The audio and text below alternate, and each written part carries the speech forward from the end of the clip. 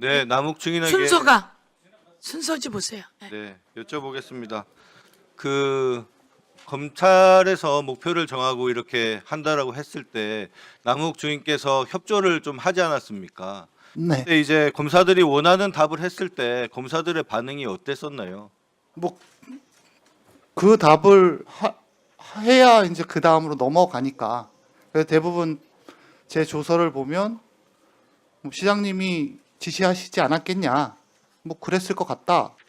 뭐 제가 직접 그 자리에 있지는 않았지만 뭐 승인권자니까 뭐 그러지 않으셨겠냐. 뭐 이렇게 답변이 돼 있는 이유가 뭐 결국은 뭐 여기 계신 분들 다 아시겠지만 당시에 이재명 대통령을 어쨌든 수사에서 기소하는 게 목적이었기 때문에 대부분의 조서들이 그렇게 작성돼 있는 걸로 알고 있습니다. 알겠습니다. 그 검찰들이 원하는 답을 해준 이후에 뭐 주변 지인들에 대한 동거래 조사나 아니면 뭐 여죄나 이런 부분에 대해서 더 이상 추가적인 수사는 진행을 안 했던 거죠, 검찰이. 그 부분에 대해서는 더 이상의 수사는 없었습니다. 그렇게 수사를 안 하다 보니까 더욱더 협조를 하게 된 것이죠. 뭐 그런 면도 있고 일단 이제 명확하게 김만배 회장님하고 유동규 본부장을 비교해 보면 김만배 회장님은 별건으로 5번의 영장이 발부되셨고 뭐 그중에 2개는 무죄를 받았지만 검사님들 하시는 말씀이 김만배는 봐주지 않겠다. 두고 봐라. 그다음에 뭐 아까 말씀드린 것처럼 유동규는 우리가 지켜야 되지 않겠냐. 근데 결과가 이제 판이하게 다르니까 뭐 죄송스러운 말씀이지만 제 입장에서도 그런 것들을 옆에서 협조할 수밖에 지켜보면서 없었다 그런 거죠. 그렇습니다. 그 뭐 남욱 증인께서 이재명 당시 이제 성남시장이나 아니면 뭐 정진상, 김용 이런 인물들을 언급할 때 검찰들이 그거에 대한 뭐 의심이나 그게 맞는지 이런 확인이나 이런 절차는 전혀 없었습니까? 처음에 그 정진상 실장과 김용 부원장 얘기를 할 때는 제 기억은 먼저 검사님들이 저한테 그 얘기를 꺼내셨고 먼저 꺼냈다는 게 어떤 건가요? 뭐 이 그러니까 사람들 뭐 유동규 본부장 뭐. 유동규 본부장 얘기로는 저한테 받아간 돈의 대부분이 김용과 정진상한테 갔다고 하는데 그걸 알고 있냐? 그래서 처음에는 전 잘 모른다 했더니 왜 모르냐? 녹취록에도 나와 있고 뭐 이런데 유동규가 그렇게 계속 얘기하고 유동규가 너한테 그 당시에도 계속 이 돈은 내가 갖는 게 아니라고 얘기를 했다. 근데 그건 맞다. 내가 갖는 게 아니라고 얘기한 건 맞는데 그 당시에 정진상 김용 얘기를 들은 적은 없다.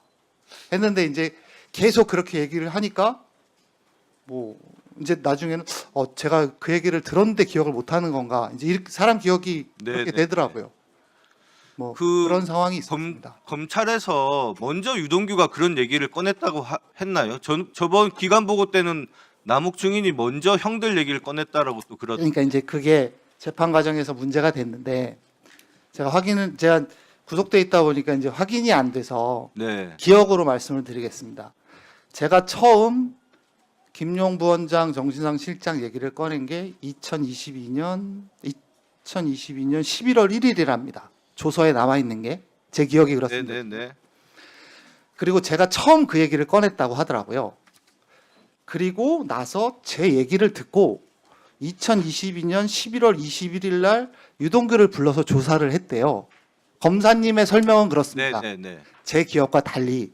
근데 조사를 받을 때는 유동규가 먼저 실토를 했다 이렇게 질문을 받았다는 거죠. 그렇죠. 그렇지 않으면 그 전 1년이나 지난 사건을 갑자기 제가 목표가 거기는 저는 뭐 잘 알지도 못하는 분들인데 뜬금없이 제가 김용 부원장하고 정진상 실장 얘기를 먼저 꺼냈을 일은 사실 만무하지 않습니까? 그리고 만약에 검사님들 주장하시는 것처럼 제가 이게 이제 대장동 사건이 아니라 다른 사건에서 이 얘기를 꺼냈다고 네. 제가 얘기를 하시는데 만약에 제가 검사님들 주장하시는 것처럼 처음으로 그 얘기를 꺼냈으면 특달같이 그 다음날 유동규 본부장 불러서 확인을 했겠죠. 근데 21일 동안 조사한 내용이 없습니다. 네. 그래서 제가 법정에서 물어봤어요. 그러면 이거네요. 검사들은 증인한테는 유동규가 그렇게 얘기를 꺼냈다라고 하고 유동규한테 가서는 남욱 증인께서 그런 형들 얘기를 꺼냈으니까 협조하라 하고 이렇게 서로 어떻게 보면 거짓을 이제 얘기하면서 협조할 수 있도록 끌어냈다라고 볼 수 있겠네요. 뭐 그것까지는 잘 모르겠지만 제 생각엔 유동규 본부장께서 먼저 이제 협조를 하기 시작하셨으니까, 그리고 그 부분이 제일 본인한테는 책임이 큰 부분이다 보니 이거 내가 쓴 돈이 아니다라고 먼저 얘기를 해서 그렇게 해서 시작된 스토리가 아닌가, 저는 그렇게 제 개인적으로 추측하고 있습니다. 그 증인이 처음 피의자 신문 받을 때 유동규에게 준 3억 원 가량 돈에 대해서 유동규가 다른 업자에게 3억 원을 빌렸는데 그 돈을 갚지 않으면 옷을 벗어야 되는 상황이다, 이렇게 진술하셨고, 정재창, 정민용 모두 스스로 자신의 범죄를 밝히는 자수서와 자술서에도 그런 업자한테 빌린 돈이라고 했습니다. 이 당시 남욱 실제 사실은 어떤가요? 유동규가 3억 원을 요구하면서 업자한테 빌린 돈을 갚아야 되는 상황이었다, 이렇게 얘기를 했었었나요? 직접 유동규 본부장한테 들은 얘기가 아니라 당시 이제 다른 분을 통해서 유동규 본부장이 그런 상황에 처해 있다, 그래서 옷을 벗을 수도 있다, 아마 그것 때문에 돈을 이렇게 달라고 하는 것 같다라는 얘기를 전달받은 사실이 있습니다. 다른 분이라면 혹시 밝혀질 수가 있나요?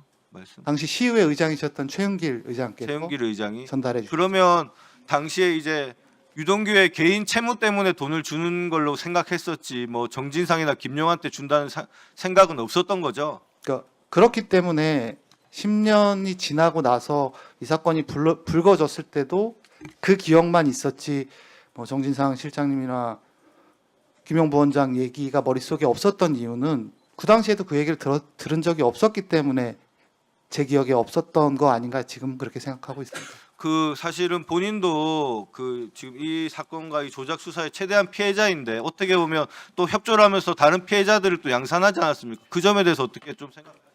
뭐 그 부분에 대해서 당연히 제가 책임져야 될 일이 있다면 당연히 책임지겠습니다.